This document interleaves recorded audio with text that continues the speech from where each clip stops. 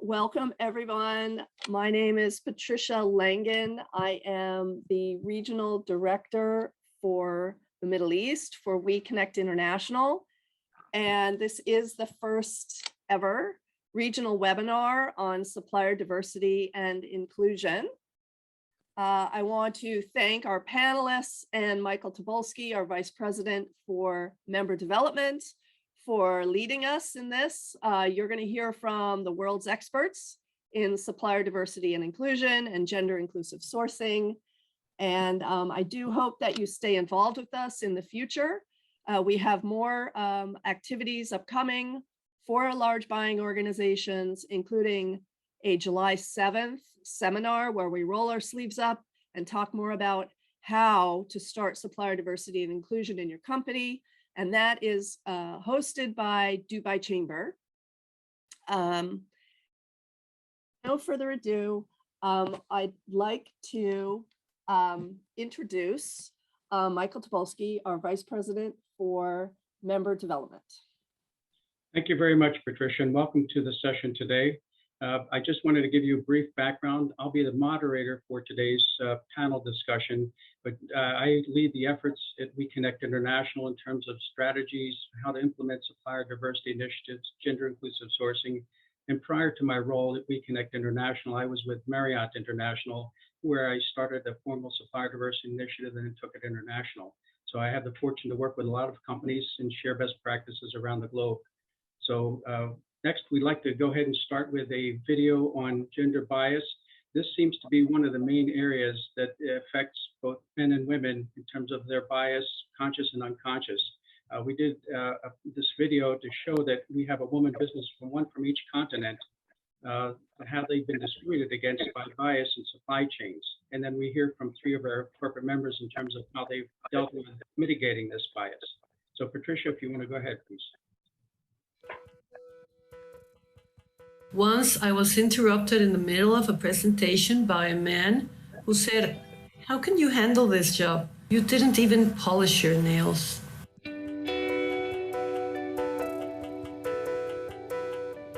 We've been told that because we're a women-owned business that we're a risky business.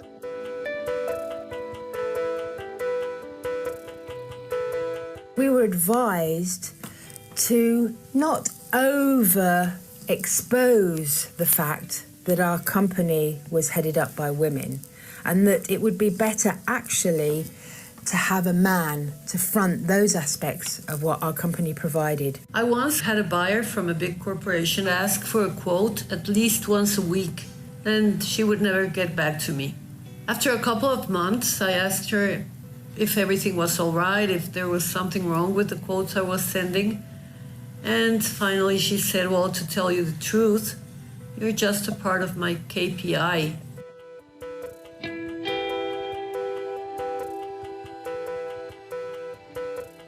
It's like a club that you're a member, but you're not a member of. It's like you see from the glass, but you're never able to enter that room. I have a gender neutral name. This has gotten so many contracts signed because we win the work based on merit and not purely because I'm male or I'm female. And the shock on their faces when they do realize that I'm female, it's priceless.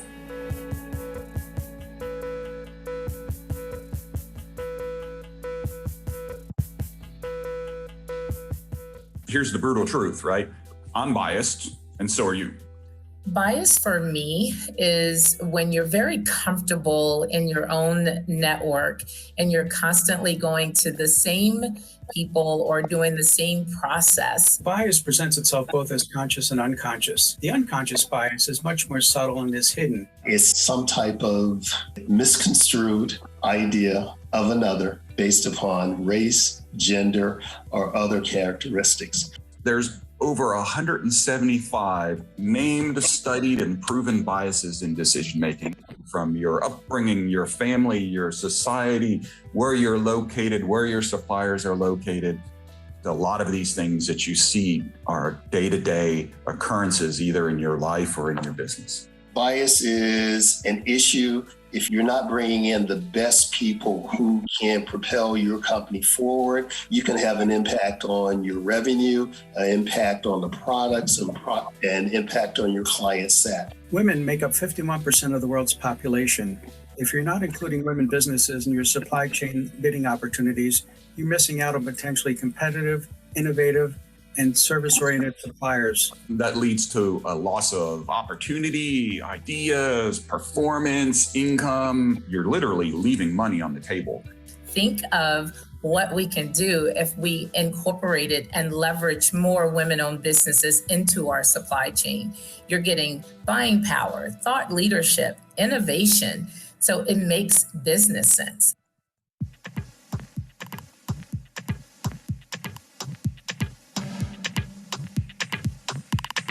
Bias cannot be totally eliminated. You have to mitigate that bias.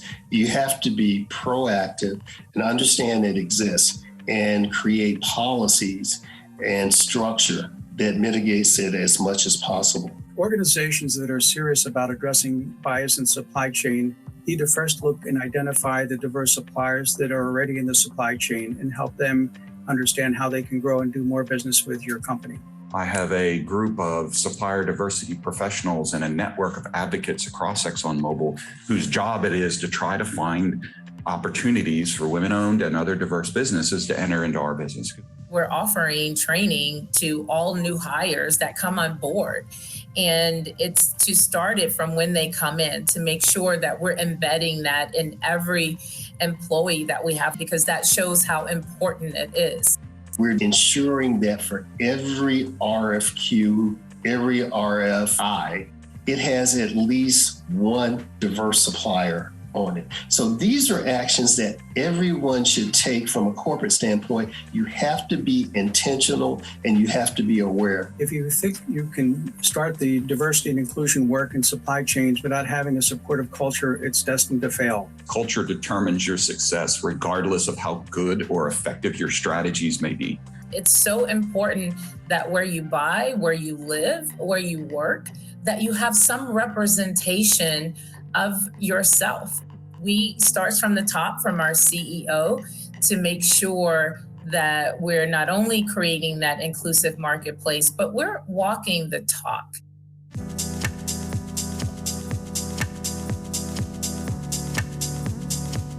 We've been around for 22 years with offices both in Singapore and in Malaysia.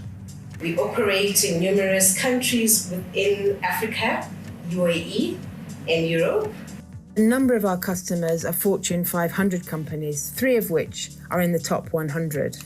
We deliver IT products and services for the industry and even some Fortune 500. We work on large corporate clients right across the marketing disciplines, and we've been operating for approximately 20 years. I feel most corporations could overcome bias by employing a more diverse workforce and also more diverse buyers within their supply chain. It's about the inclusion of females on boards, it's about inclusion of females in senior leadership positions. But we also need strategies so that we are not just recruiting and rewarding people like us. It cannot be just a lip service. So I think a good way would be to have staff who have worked very well with women-owned business to share their experiences. All we really want is a seat at the table. It's about being recognised for the work that we do, and it's about being recognised for the successful businesses that we run. I believe that if we really look at creating that true inclusive marketplace, then we would look at just making sure that everybody is getting the work that they deserve. It's a world where I don't need a supplier diversity team or advocates around the world to provide the assistance to level the playing field for our people and our suppliers. Let's turn this into a network of professionals so that you utilize your contacts and you utilize those fully. That's how we will eliminate bias. That's how we will move forward. There is certainly more momentum now around gender-inclusive sourcing efforts, and hopefully this will continue to grow as more companies realize the business case and bottom line impact that this can have.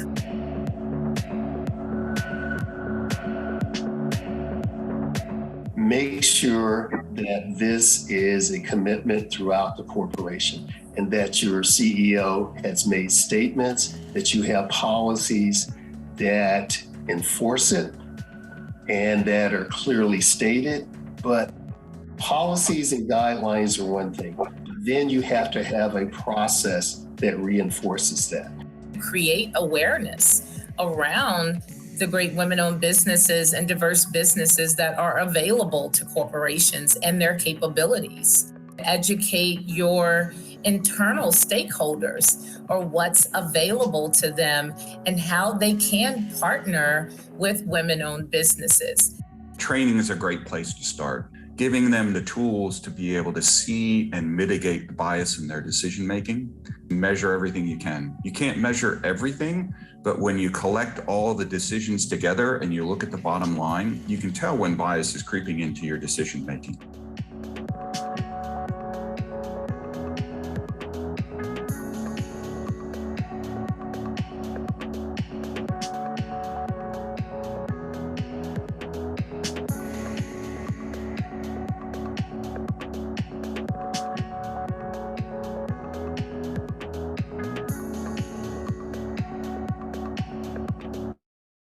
Great. Thank you very much for sharing that, Patricia. And I hope you all found this inspirational and helpful.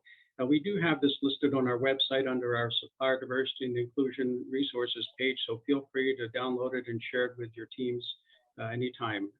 We want to make sure we have these resources available to help everyone understand the challenges and opportunities and how best to move forward. So next, let's go ahead and start with introduction of our panel. Okay, so for today's agenda, we're going to have a panel discussion for about 60 minutes, then we're going to leave it open for Q&A. We ask that you hold your questions until the end of the session and put them in the chat or raise your hand, and Patricia and our Kate on our team will help you with that, and then we'll do a wrap up. So first, let me introduce our distinguished panelists. So first of all, we have Samar Amro with Accenture, and you can see we've had a lot of support within the organization from Accenture, even on that video. We have Donna Lopez, Head of Supply Chain Management at Standard Chartered Bank. And then we have Priya Sarma, Head of Corporate Affairs and Sustainability at Unilever. Okay, why don't we go ahead and get started then? So I'd like to just start, and this is a casual discussion just to share best practices, what's happening in each of your organizations. So let's start with Samar. Why is supplier diversity and inclusion important to your business, and what are the benefits? We found out that inclusive procurement is important for us as we tap in the sources of new ideas and innovative solutions as we deliver to our client. And this, at the same time, we invest in our community by strengthening our entrepreneurs from the underrepresented groups to be supported and empowered, which will create a long-term value for us as a service requester or service provider to our clients, and also will empower the entrepreneurs, especially in the region. Here we have so many entrepreneurs in several industries. Great, and I know Accenture is also very strong in helping other companies start their supplier diversity initiatives. So we work with Accenture at many different levels.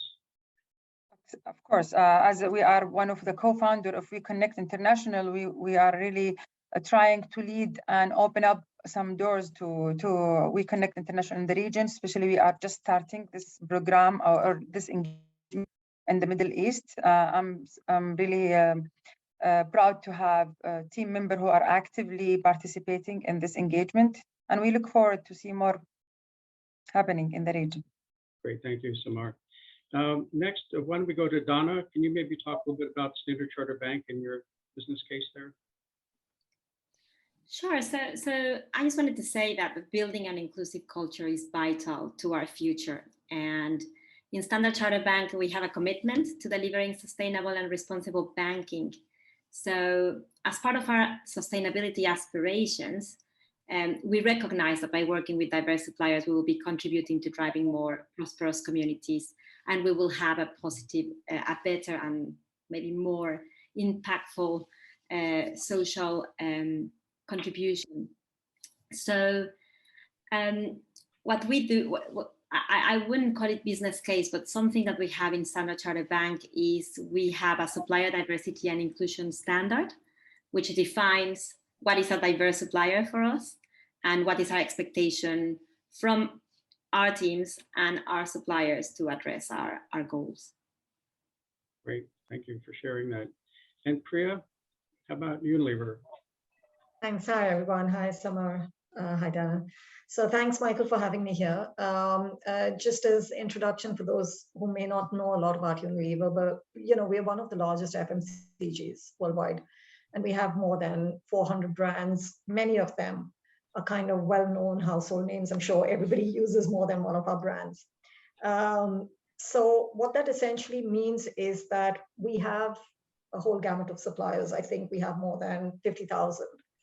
And the way we buy our goods and services, we want to really ensure that we actually drive impact through that. Yeah, so we consider ourselves a very responsible business, but we want to try and ensure that we scale up impact, not just through our own operations, but also through others that we work with. Because if the people we buy from are in turn buying from diverse suppliers, then it will really help scale up and accelerate our drive to transform our value chain, but also achieve things that we have highlighted are important priorities for us. So one very important priority that Unilever has highlighted is that we really want to be a beacon for diversity, equity, and inclusion. And what we want to do is that we want to help build businesses that support often excluded and undeserved population by providing them with skills and opportunities. And I'm sure most people would be aware that providing economic opportunity is probably one of the easiest ways to drive empowerment.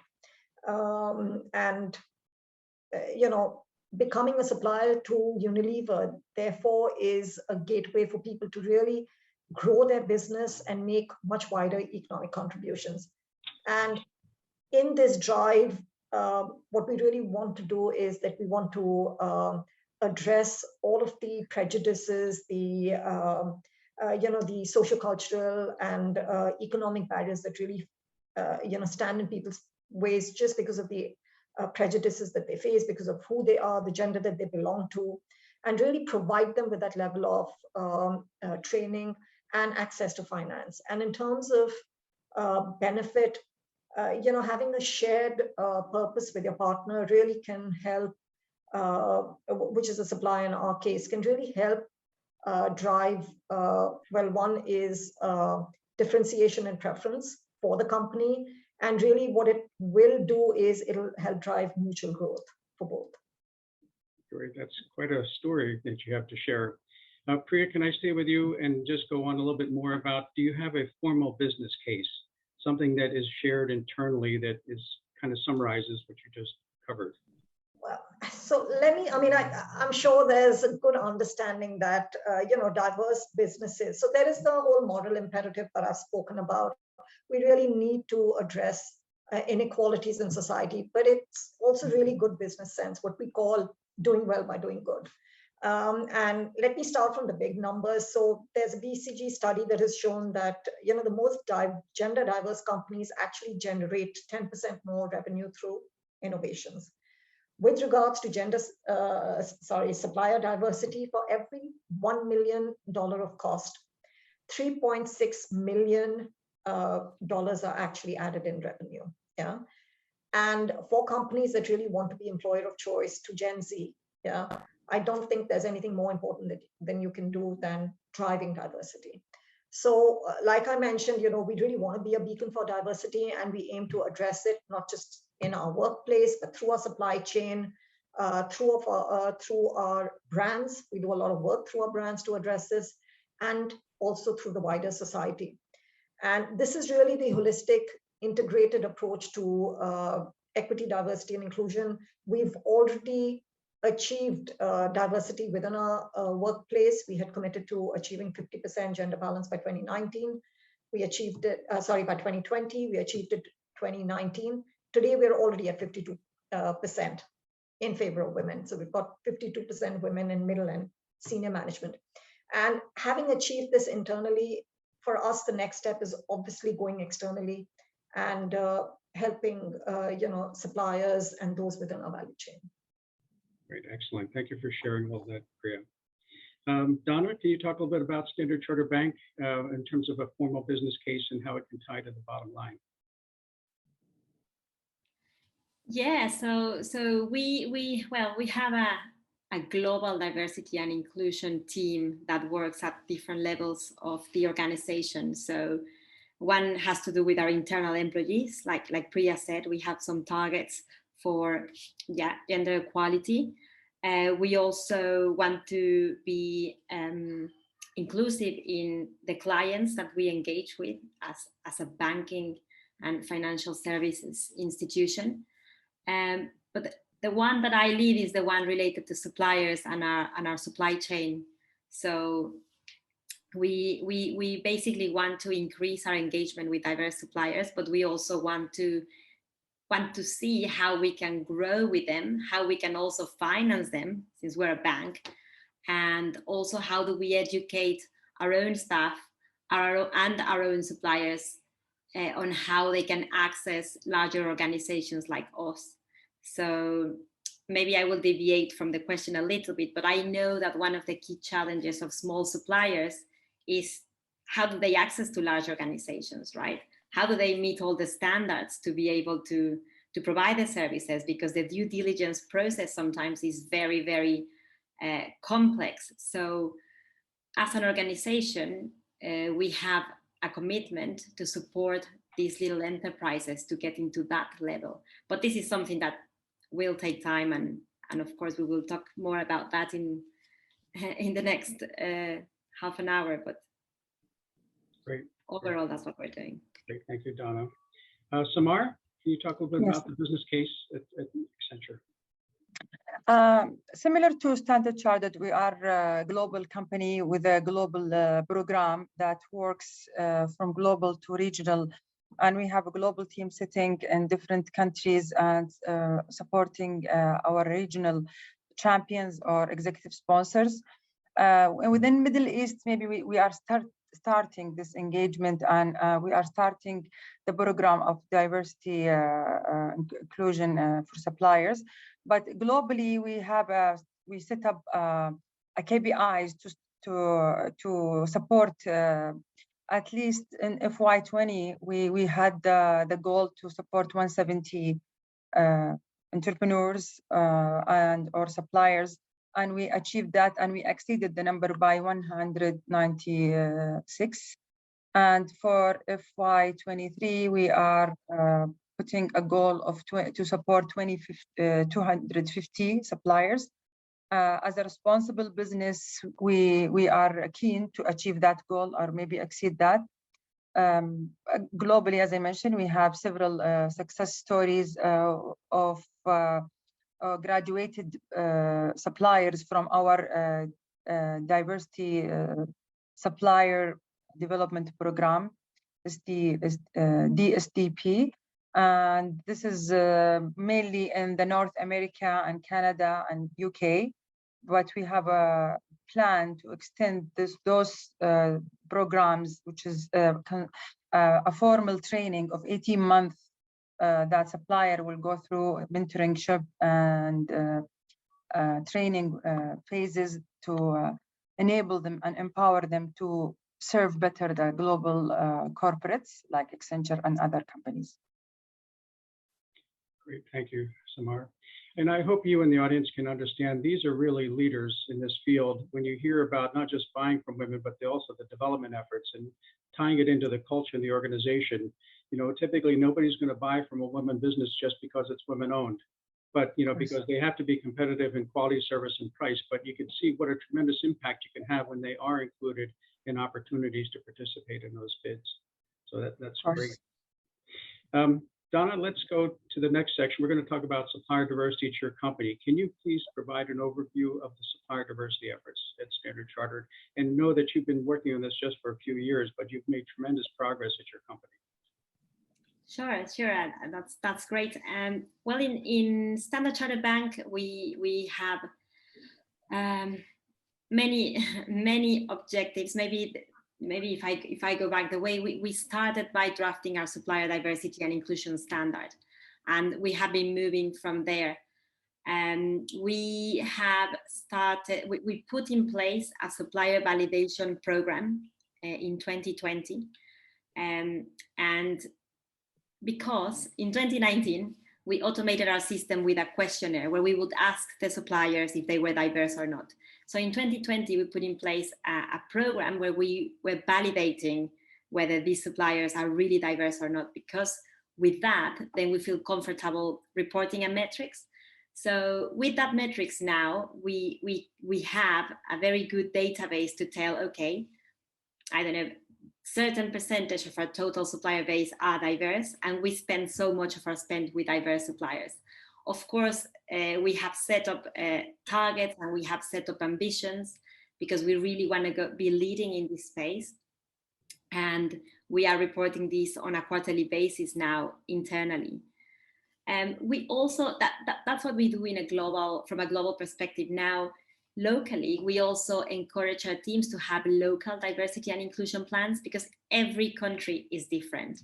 So for example, in the UAE, part of the plan is we created a catalog with diverse suppliers that can provide gifts.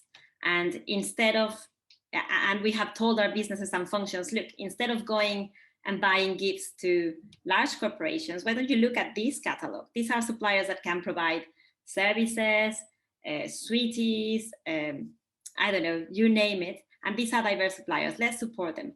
And this is something that worked well. It's a small project, but it's something that we are doing locally to grow our own communities. So yeah, if I can summarize what I just said, we have global plans, global objectives and metrics, and we are also working with individual country plans. Great, thank you. And Priya, at Unilever, you've had some very aggressive goals as well. Maybe you can talk about the program and your objectives globally. Yeah, so I think like Dana, I have to say that I think we are also pretty new to diversity supplier. And we started this in about 2017, 2018 in the US, which is a pretty well-developed market. And what we're now doing is that we are building on the success and the learnings from the US and also South Africa to drive the outcomes in other markets that we're really seeking out of this program, which is really about innovation, growth, and positive social impact. And so some of the other countries where we have subsequently introduced them are in Kenya, in UK and Ireland, it's Brazil, just look at Australia, India. And in Thailand, for instance, I think our teams are working with the Thailand office of the SME Promotion Board to design the country's first ever supplier recruitment drive. So that's really interesting. And in 2021, therefore, we spent about euro 445 million with diverse suppliers, and 60% of this was with women. And we have in January 2021 now committed that we will spend euro 2 million annually with diverse businesses worldwide by 2025. That's a little bit on the internal bits, but we are also working through our extended supply chain. So like I mentioned, we have a lot of suppliers and we've started to make a lot of progress even with them. Globally, we launched something called the Partner Promise, where we are asking our suppliers also to increase spend with their diverse suppliers. So that's how we want to accelerate and build greater impact. Great, thank you, Priya. Samar, you've had the longest program at Accenture. Can you maybe just give, I know you covered a lot of it already, but maybe anything else that you wanted to add about your efforts? Yeah, actually, I'm really proud to mention that recently we started or we kicked off our first ever program for vendor training. It was conducted last week in the 17th, 2 days, 17th and 24th of May. And in this program or in this training, we invited almost 50 suppliers that we have as a network here in the Middle East. Some of them are virtual and some of them are physically attended the program in our premises. In that program, we were able to deliver some insight on several business areas like responsible buying and business ethic and compliance, data privacy, corporate citizenship, environment, and sustainability, where those small and medium businesses can apply global initiatives within their small business with the support from our team. Okay, great, thank you. Yeah, and let's stay with you, Samar. So, you know, in terms of the length of your supplier diversity initiative, many of these companies started supplier diversity efforts in the U.S. because it really began here in the 70s and have since expanded. So what was the impetus to start going beyond the U.S. at Accenture and looking at it internationally? Yeah, internationally, currently we have countries where we are running those programs, mainly in Canada, UK, South Africa, Ireland, Australia, but we are looking forward to start a similar program within South Africa and Latin America and Middle East, of course. Great, thank you. Priya, how about Unilever? So like I mentioned, you know, for us, our commitments are global. And we operate in 190 markets. And it's important to us that we not just restrict ourselves to countries like the US, you know, where the infrastructure, the systems, the mandate policy are favorable.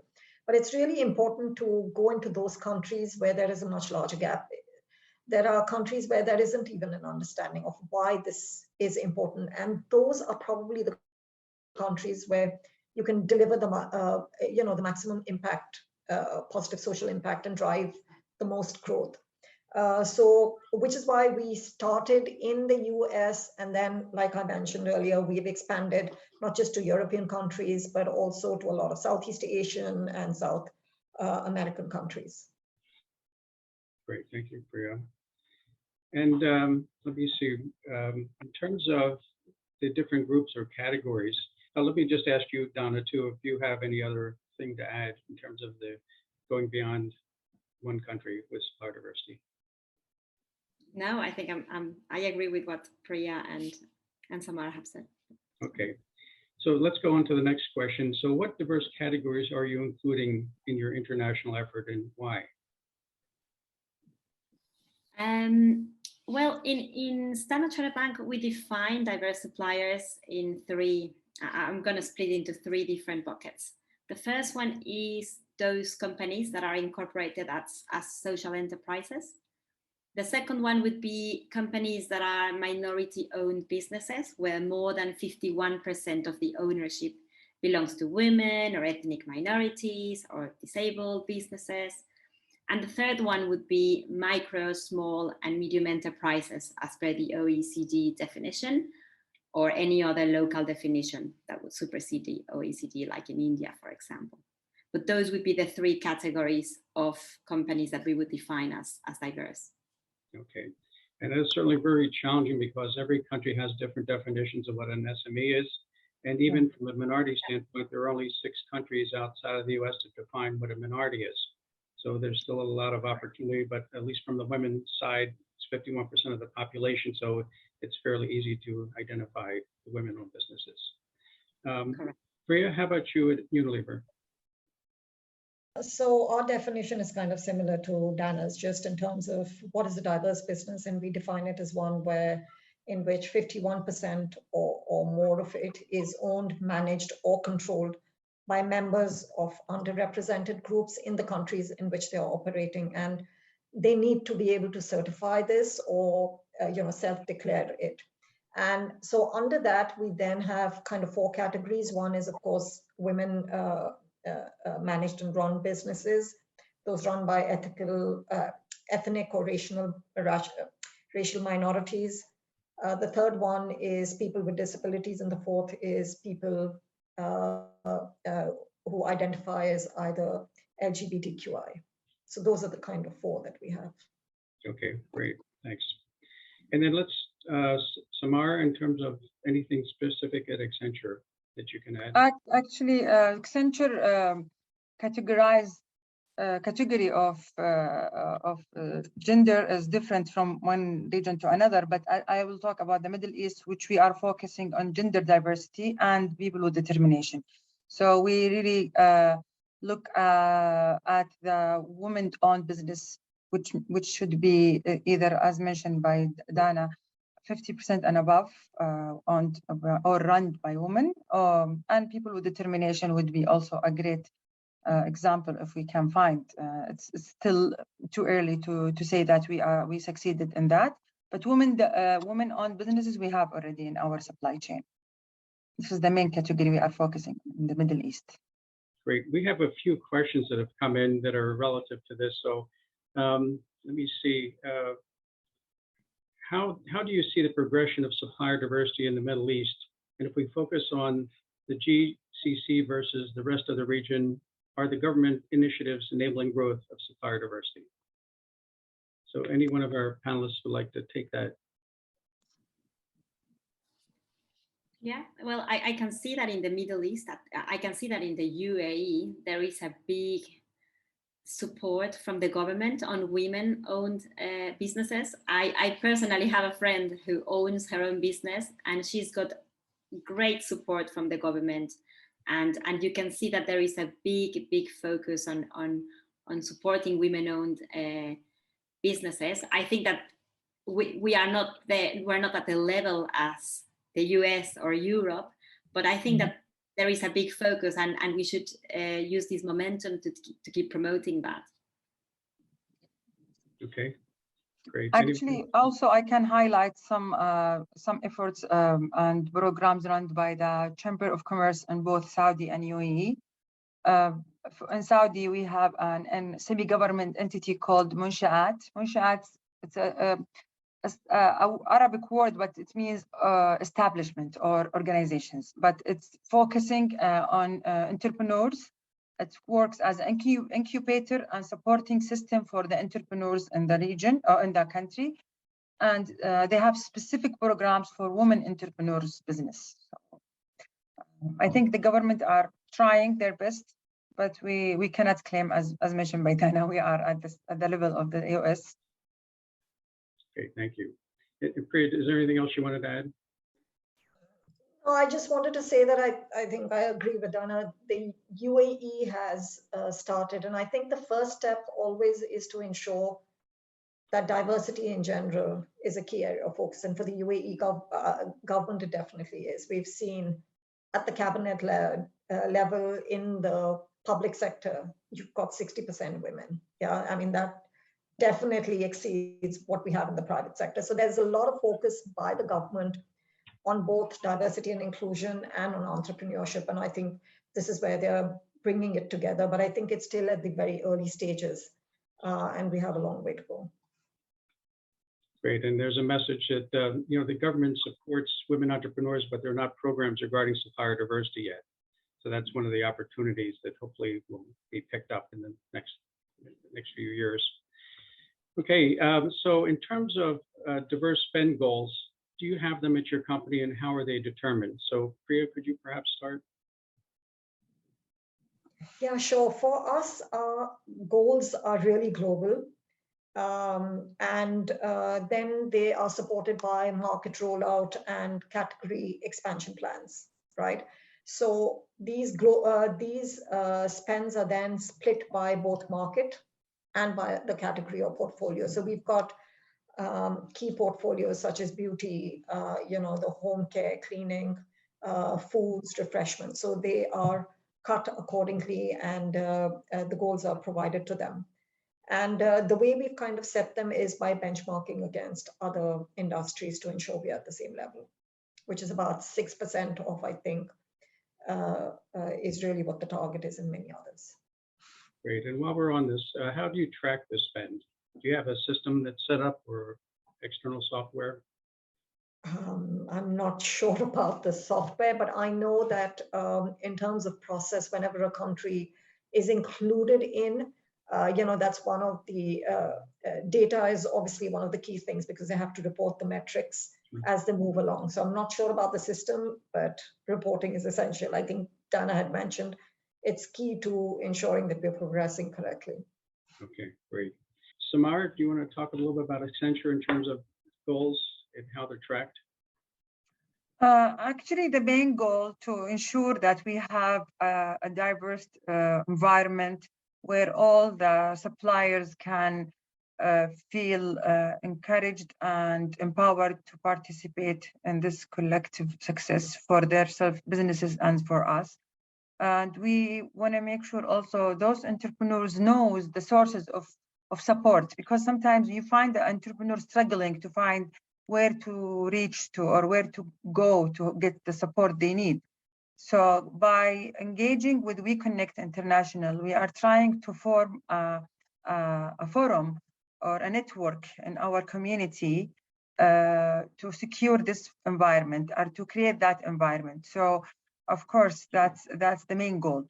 From a global perspective, we are progressing already, and we have a success in several regions, but we want to apply the same with the customization of each market or each region requirements. And this is happening only when we collaborate with our partners like We Connect, or our ecosystem like Standard Chartered and Unilever and other companies that in the market who consider to be global corporates. And I think we are putting our foot in the first steps by doing this webinar, for example, and other sessions that we held last few months in Expo. And the feedback and the response from the entrepreneur was great. They are eager to be part of this network, and we have to help them to be more empowered to present themselves and to come and speak up about their struggles. Okay, and then do you have a particular system that you use to track the spend at Accenture? I think it's going to be hard for me to answer this question, but of course, because we are very systematic as Accenture, that's for sure. I'm sure there is a reporting system somewhere. Maybe if one of my colleagues is in the call, maybe Peter or Anu can add, but there is, I'm sure, somewhere, but I can't talk about it because it's not with my area of expertise. Sorry about that. Yeah, that's right. And the reason I bring this question up is because while I was at Marriott, it was interesting. All the hotels outside of the US at the time were standalone accounting systems. So there's no way to even gather that information. So it had to be done manually with Excel spreadsheets, where some of the more sophisticated, especially IT sector companies have systems. They have one global accounts payable database where they can flag if a supplier is diverse, then they can run reports out of that. So I know that it varies out there. So if there is a best practice, that's just what I was looking to share with the others. Donna, do you want to talk about the supplier diversity goals at your company, Standard Chartered? Sure. So tracking the spend is something quite easy because as a bank, we have monthly reports of the spend at an invoice level, and we know exactly what we're paying to which supplier. And with the validation program that we put in place since 2020, now it's very easy for us to say, okay, we spend this much, and out of that, this is with diverse suppliers and this is not. So the reporting is now becoming quite easy. The challenge that we have is that we engage with more than 12,000 suppliers.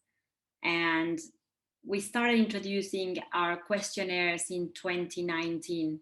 So all the suppliers that were onboarded before then, we don't know their diversity status. And in order to get that, we need to use companies like We Connect to search in their databases and see if these are registered suppliers, women-owned or not, or we need to do the validation ourselves, which takes a long, long time. So the main target that we have put ourselves as a goal is what is the percentage of newly onboarded vendors? And we have a target of at least 20% of all our newly onboarded vendors should be diverse. And we want to increase that target to 40% by 2025.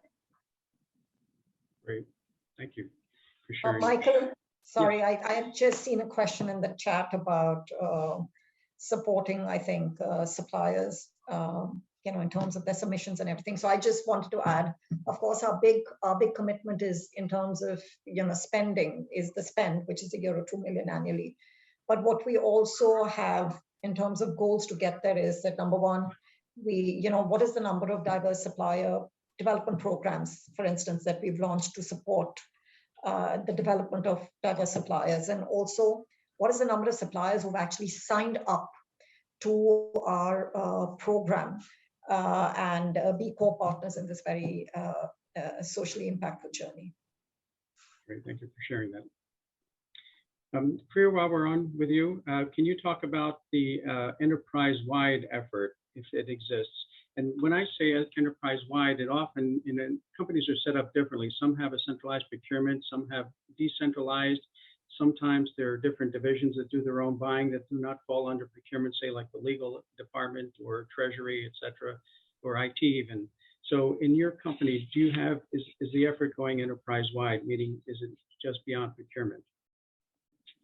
So in fact, yes. So wherever the initiative, so whichever country is, like I mentioned, we are relatively new on the journey. We've launched the program in a few countries, but wherever we have done it, we've tried to ensure there is not a particular person or a particular function that is only in charge of it. Because one of the key learnings I think we had initially was that it has to be a enterprise-wise effort, and different functions then bring different expertise into this journey. So while definitely it's going to be run and led by procurement and supply chain, it's important to also have, for instance, your sustainability partners and teams involved to support on, the partnerships with NGOs, to support on the advocacy. You've got to have your corporate comms team involved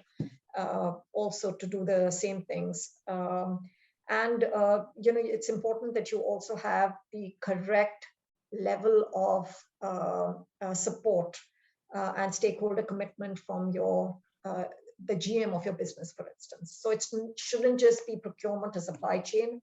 Number one, as a team, it's very important that you have a cross-functional team that is working towards that end goal, providing their levels of expertise, but you also have that correct level of sponsorship within the organization, not just as a functional, but at a business unit or a GM level to really help push the agenda.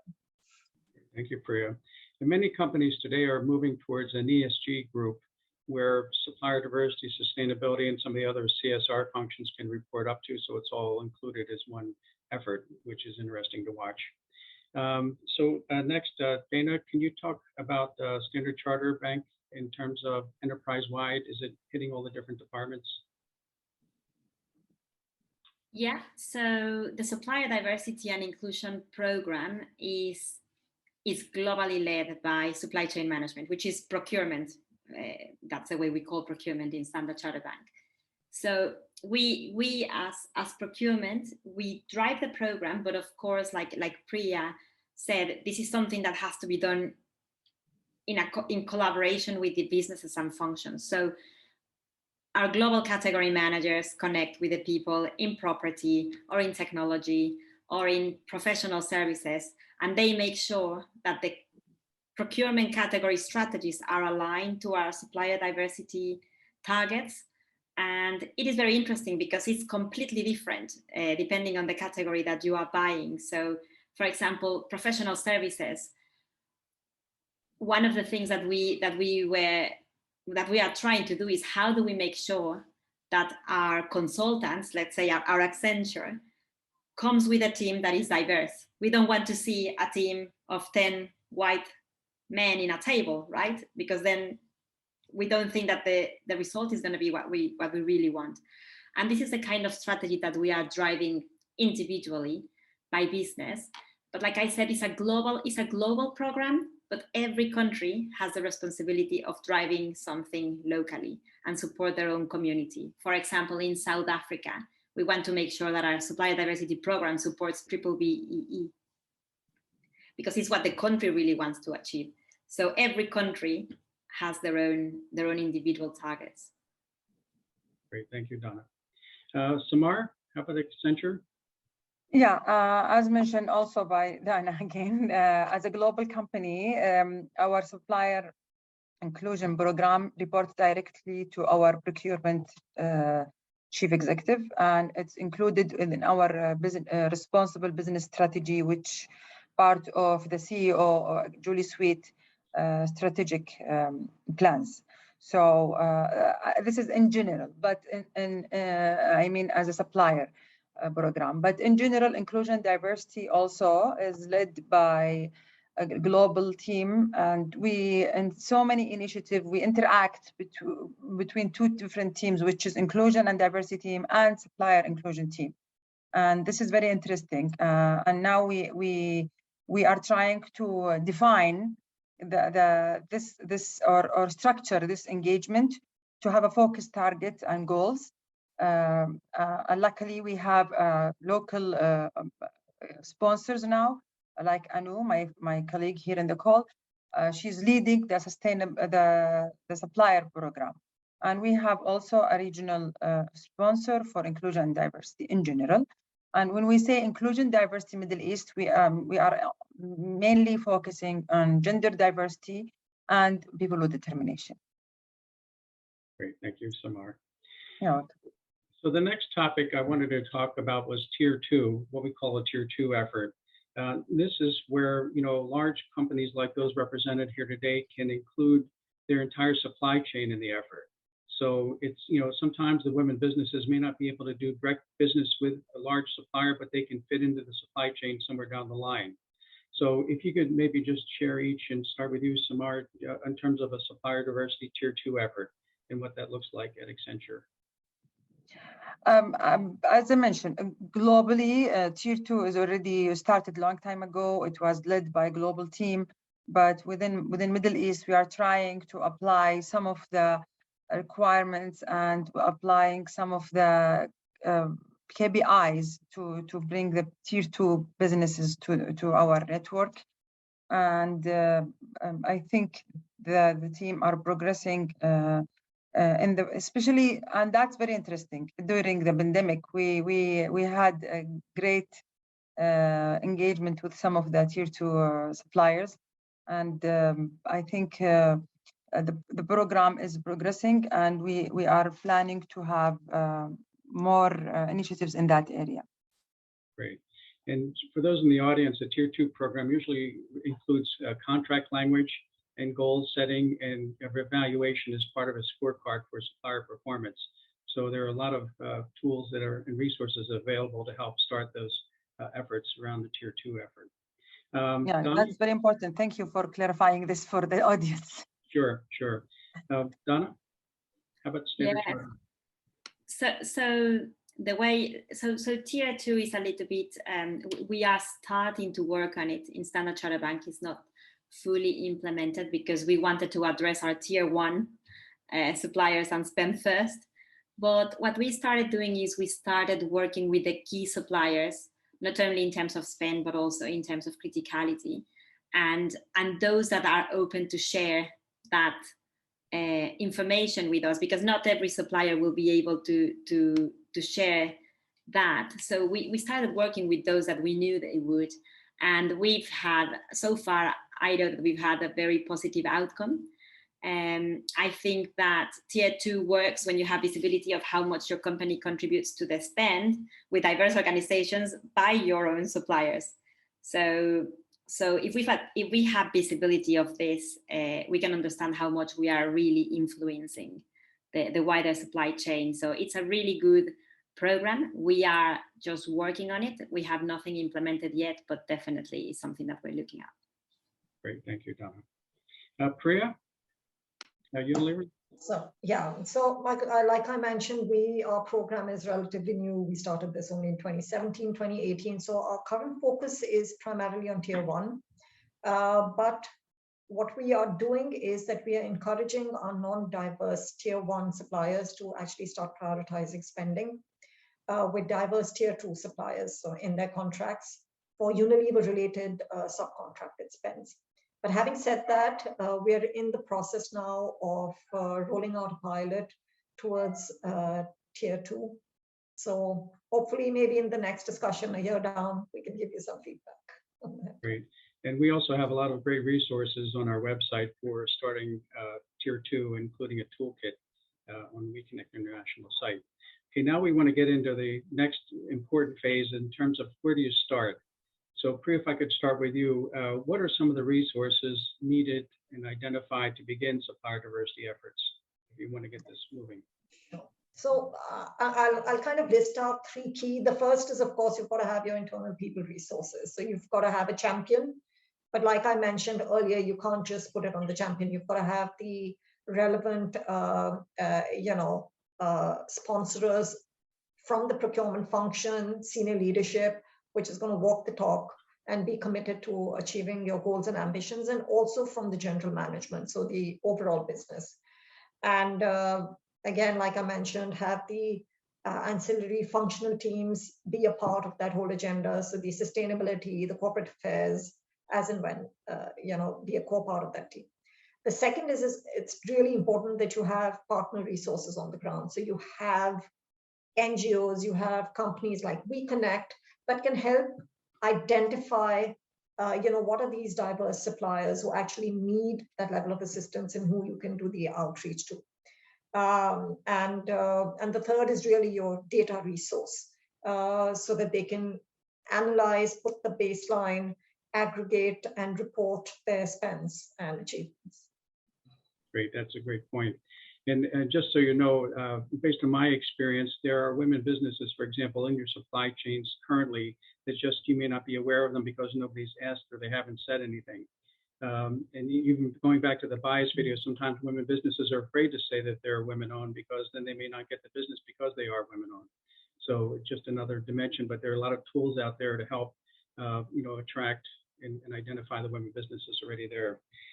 Samar, could you maybe talk about this? Where would you start from the Accenture standpoint?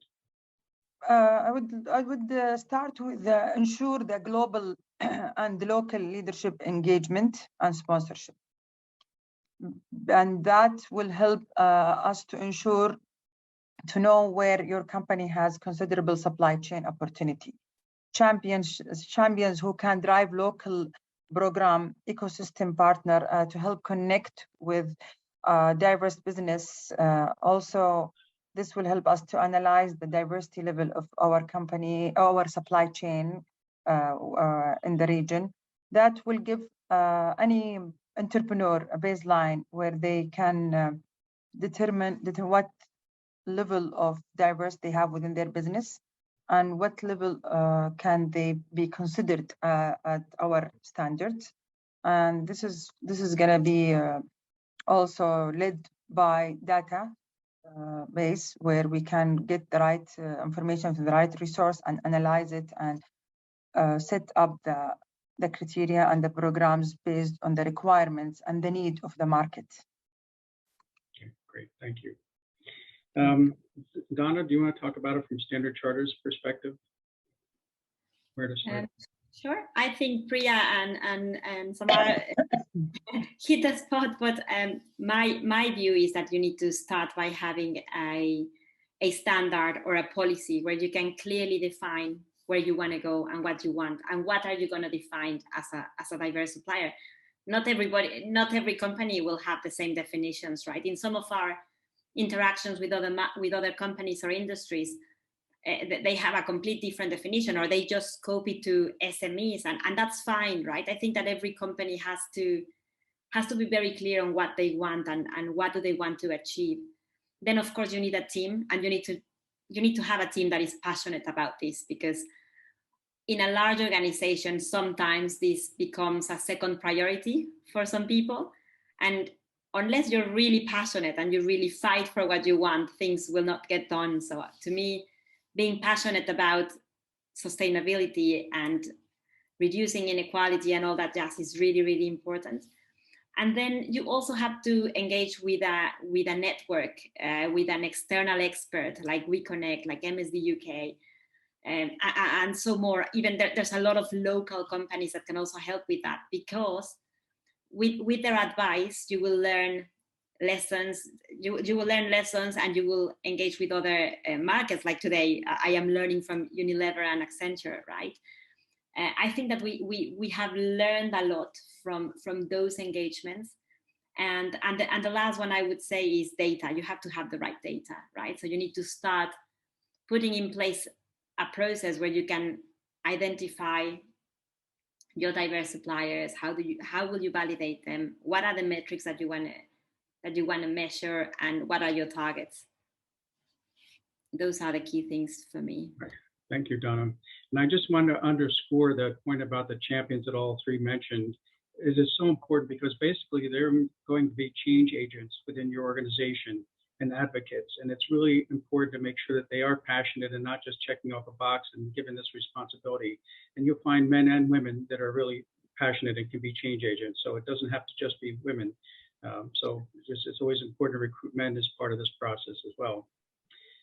If we could stay with you, Donna, a little bit too, is talk about going into a new country. If you have any learnings, like what should you do or not do? Or what would you do differently if you're looking at starting a program in a new region? Oh, that's a really good question. For us, our program is global, so we just try to roll it out globally. But maybe the things that I would ask people to do is have a clear communication with senior management and get their support, like Samar mentioned earlier. Make sure that your data is there, or start working on it. And I think it's the same things that I mentioned on my earlier question. So maybe I will let Priya or Samar answer this one now. Okay, thank you, Donna. Priya? Yeah, so I think it's probably, so when you are rolling out, so companies like ours, which operate in so many different markets, and when you're rolling them out into different markets, I think it's important to have like a market prioritization matrix to kind of guide that expansion. So start with things like the size of your spend, right? Let go where the money is being spent. Having said that, it's very important that you don't ignore the smaller markets, right? And those are the markets where probably the biggest needs exist, like Africa, MENA countries.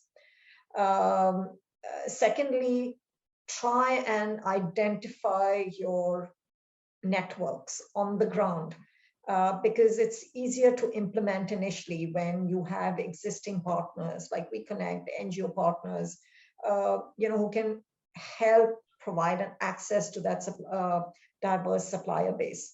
Having said that, again, one of the other ways that companies can do is implement is by looking at their existing suppliers and trying to figure out how many of them are diverse, and then accessing those immediately. Another important point is, and I'm sure for all of us as global companies, it's very important that we be cognizant of local laws. So I did mention, for instance, LGBTQI is one of our global, one of the categories, but definitely in MENA countries, it's not something that we would look at, like for Samar, she mentioned that for Accenture, they look at gender and they look at people with disabilities. And these are probably important categories because there's a lot of cultural now, not just cultural, but a lot of regulatory focus to help support these communities now.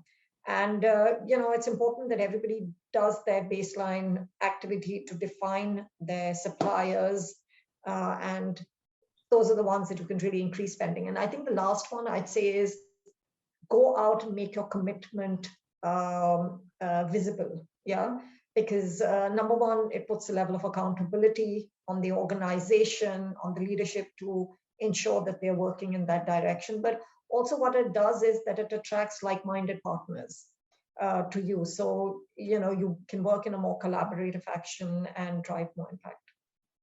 Great, thank you, Priya. Samar, anything you'd like to add from an Accenture perspective? So actually, it's two things we have to look at when we think about coming to a region like Middle East. As a global company, we have to understand two things: the commitment and the time will be spent on this kind of investment, And as mentioned by Dana earlier, you have to be, as a business leader, our leadership within this region, you have to be passionate. Passion will drive you, because this is additional workload to you or to the sponsor, the executive sponsor who will lead this agenda.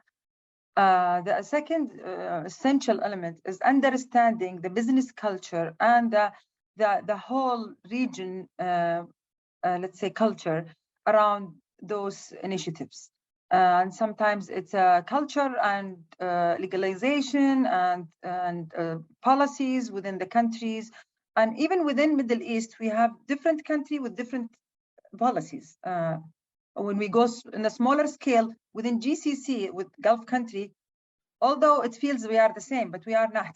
There is some legalization and policies that differ each country from the other. So as a global company, we cannot just pull and drop the global approach in the Middle East. We have to customize it and make sure it is also aligned with the national agenda of each country. The national agenda now is developing actually by quarter. Every once in a while, we hear the Saudi or the UAE government are announcing new initiatives or a new agenda. So we have to make sure we are always aligned with those agenda, because this is the only way we will be able to succeed. Great, thank you, Samar. You're welcome. Okay, so the next question, I just want to put it up to the panel. We have just about 4 or 5 minutes left before we get into Q&A. So can one of you or several share a best practice? How do you engage champions or key advocates within your companies? How do you reach out to them and identify them? Would you like me to start? Sure, please. Okay, in 2021, we launched a program of diversity supplier development program in India, and we connected one of our MD as a mentor with a We Connect certified program for women-owned businesses, who is also disability-owned business. So she's a woman and she's with disability, which was actually something we wanted to focus on, especially in that region. Of course, it's not within my region as a Middle East, but I'm proud to talk about it. At the end, we are one company and we are one team. And this success is a learning opportunity for us also. So the mentor and the mentee relation really developed and created massive impact on our business operation. So the gift link, I think that's the name of the company, because I'm not really involved in that story, but I know it from the team that we connect with internally. That relation resulted in 30% revenue increase last year for that business-owned company, woman-owned company, despite the pandemic, which was a great success story to know about. And both we were featured last year in the disability in conference as a great success story in India. That kind of partnership is what we are looking forward to see and to apply in our region here in Middle East. So definitely we will keep this momentum, and we will keep connecting internally and externally with our ecosystem and our partner to achieve similar success. Great, thank you, Samar. Donna or Priya, anything else you want to add in terms of identifying champions within your company? I just want to say that it's usually identifying who really wants to drive this. Something that we have learned is when you put people, because see, diversity is not, supplier diversity is not a procurement goal, right? It's the bank's goal, it's the organization's goal. So when you find the teams that have the same goals and you collaborate with them and you tell them, look, let's go to this webinar together. This is not procurement, this is procurement and property.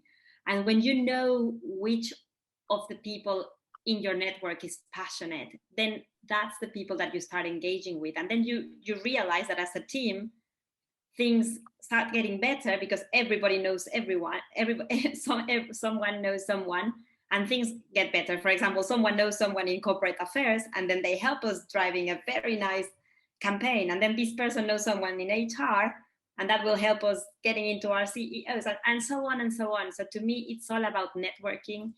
It's all about connections and making it a collaborative approach. It's not an individual approach. It's a team approach. Great, thank you. And go ahead, Priya, were you going to say something?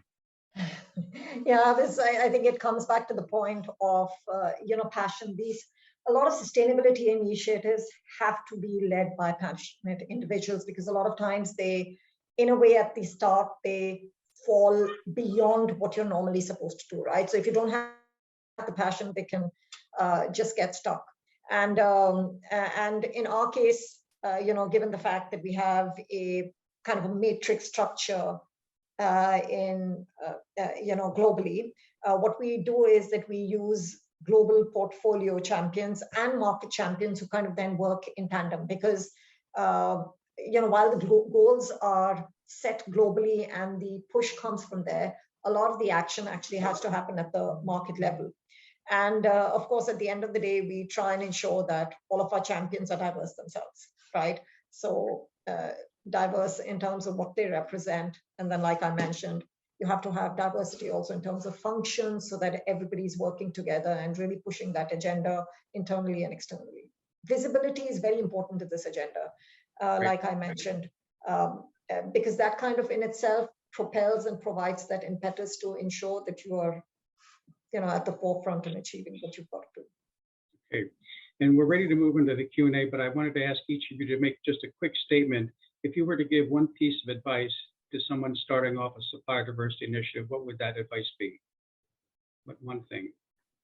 As a business owner, reach out and speak up and try to learn more about the resources of support, because there will be, I was a business owner once and I was not able to maybe I didn't navigate or investigate enough to find the support. And that's not, I think that was an essential reason why to close my business, because I was not having enough time to invest in my business. If you are passionate about it, if you know you have opportunity to succeed in that sector, on that industry, just build the network. Go and reach out to any resource you find and learn about We Connect International. See what are the requirements. Try to set up your business up to that standard or requirement to join the program. It's very beneficial program for any entrepreneur to learn and to grow their learning and to their business as well, from network perspective, from revenue perspective. So that's my advice. Great, thank you, Samar. Priya, any quick addition? I think from my side, I just say that for organizations such as us, obviously it's easier to start in markets where the systems are set, the mandates, policies already exist. But it's very important to start looking at the smaller markets where the gap, there isn't probably an understanding also, so forget the gap. And that's where the largest need exists. So, these are the kind of countries where the largest opportunities for driving impact actually exist. Organizations ourselves, like us, we don't just exist in a silo, but we really exist in a larger ecosystem. So any small impact that we end up driving can have really, really big repercussions, and we must be really aware of this, and we must work very proactively on the agenda. Great, thank you, Priya. And Donna, any final words? Well, the advice that I would give to someone that is beginning this effort would be get some external help, learn from best practices. Someone has already tested, failed, and tested again and succeeded. Get advice from international networks like We Connect and so many others, because they will not only help you driving the strategy, but also will connect you with the suppliers that you want to connect with and with the peers that are already working on similar efforts. So that would be the one piece of advice that I would give. Great, thank you. And now we'll go into the Q&A period. So we have one question that came up for any of you on the panel would like to answer it. So we've seen SMEs and women-owned businesses who are fearful that they're not ready to sell to these types of buyers, and they don't put themselves out there, especially if they're solo owners. What advice do you have for these small businesses? My advice would be try to connect with an organization so you become visible, because a lot of people think that by sending their CVs, then the procurement teams will contact them in the next project they have. No, you have to think that a procurement individual receives hundreds and thousands of CVs and emails from different suppliers that want to be part of their supply chain. So my view is try to connect with an organization that will make you visible. Try to be there when someone is looking for a supplier of the goods and services that you're providing. Long story short, make yourself visible. That's what I would say. Okay, Samar or Priya, anything else to add to that question? Okay. Another question we have is, how are your companies supporting SMEs to specifically help the SMEs to better structure their submissions that may be fruitful and support them to present or to pitch the way that corporates can better understand how they can use the services? And last, manage the long payment terms. The 90 days is too long. So I guess the question is, how can we help these women businesses be better at presenting themselves and understanding the terms? And I will give an example of something that we are doing in the bank to address that. And it's something that just came up recently. Some of the small suppliers were complaining that our questionnaires around information security were too complicated. So we're trying to simplify some of our questionnaires or assessments in a way that a smaller organization can understand the question and answer in a simpler way. We're trying to do the same thing with our contracts, right? Today, our contract templates have more than 40 pages. A small supplier is never going to sign 40 pages easily. So we're trying to simplify those things for smaller suppliers, but yeah, it's something that we are progressing and we're not there yet, but it's in our radar. Okay. Samar, do you want to add? Sorry, I was interrupted a while ago, but I'm back. So I think this would be by establishing a strong network, again, business in all aspects here in Middle East, start with network. So if you have the right established, well-established network, you will be able to navigate and to be presenting your business or reaching to the resources again that you need to support you and your businesses. Also to create and simplify the application for the suppliers when they, as you mentioned, no one will sit and fill in 40 pages. So we need to simplify the process for those entrepreneurs to be part of our ecosystem or our supply chain. And we can also help them to reduce the risk and make sure they are aware of all the legal requirements, policies around their businesses within this country. Because some of those entrepreneurs are foreign, not necessarily locals. So you need to make sure they have the right understanding of the local requirement and legalizations. Great, thank you, Samar. Priya, anything else to add? I think we're okay. And I did want to say again, We Connect International, we have a group called We Connect Academy that has a lot of modules for training women businesses and how to present to corporate buyers. So there's a lot of other information and resources available for you. One of the other questions that came up is, what products and services do you source to women-owned businesses or include them when you look globally for suppliers? So maybe the types of products or services that you look at each one of your companies, just to give a general idea.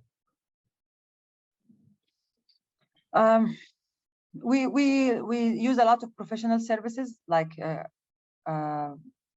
translation, accounting, even legal,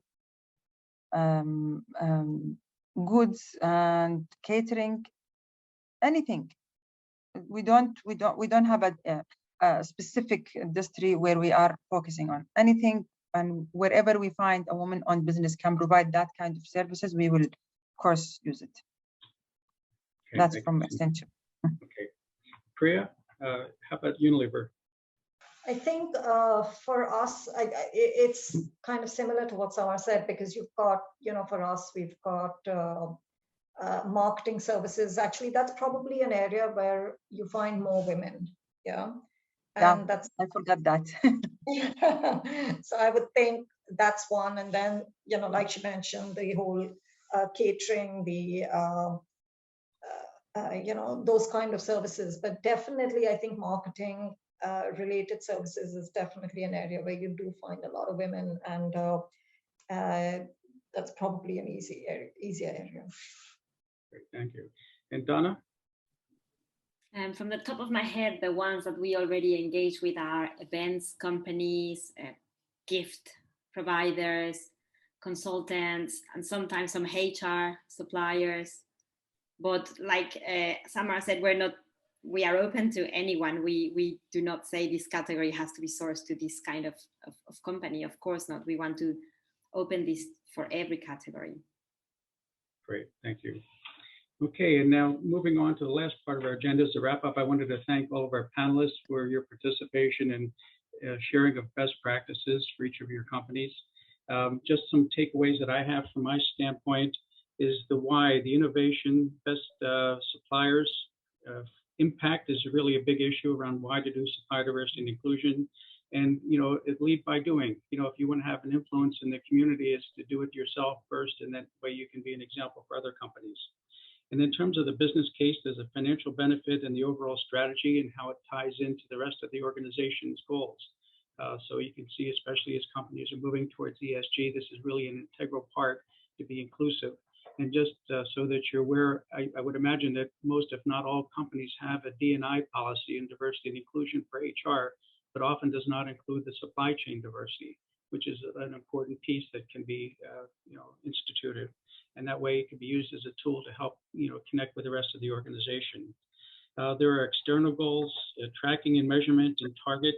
It's really important to make sure that what gets measured gets done.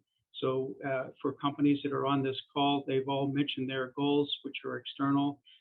It's great to do that, and it really, I believe, helps galvanize the organization. But at a minimum, have internal goals as much as possible. They can be tracked and have accountability within your organization. And then to start, having a champion is really important, as you heard. Having senior leadership be visible and supportive of this, so that it's not just coming from you as individuals, but from the entire organization leadership. And then making sure that there's a policy there, and use organizations and resources in the countries where you're looking to expand. Companies and organizations like We Connect International can be a great resource. Again, we have a lot of free information that's available on our website, but in addition to that, we support our members with everything from starting the initiative, sharing best practices, developing tier 2 programs that we basically can help support the entire process.